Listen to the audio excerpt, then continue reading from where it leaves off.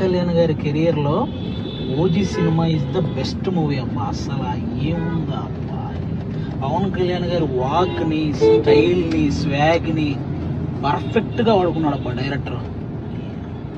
అసలు ఆయన title card అది పడే అది కానీ మనం ఎప్పుడెప్పుడైనా ఎదురు చూస్తున్నప్పుడు ఎంట్రీ వచ్చింది చూడు అబ్బా, వేరే లెవెల్ అసలు.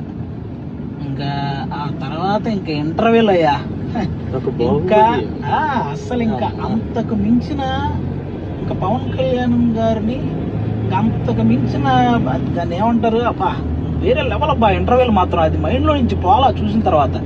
ఆ నైట్ అంతా ఆ వైపు లోనే ఉన్నాం ఆ ఇంటర్వ్యూలు.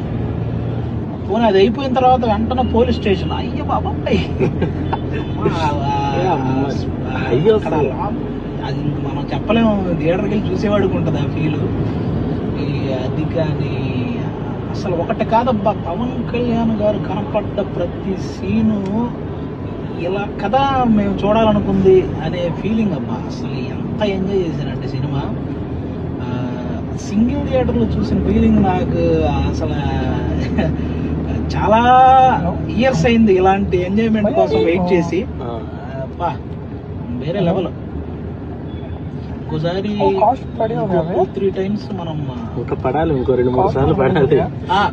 ఆ ఎలివేషన్స్ కోసం అయితే మళ్ళీ మనం ప్రసాద్ బిగ్ స్క్రీన్ కోసారి శ్రీరాములు సింగిల్ స్క్రీన్ అసలు అది అదిరిపోయింది, అది వేరే లెవెల్. ఒకసారి బిగ్ స్క్రీన్ కూడా వెళ్ళి చూడాలన్న. ఇది వదిలే సినిమా కాదు, అసలు మైండ్ లో నుంచి పోదు ఆ ఎలివేషన్స్.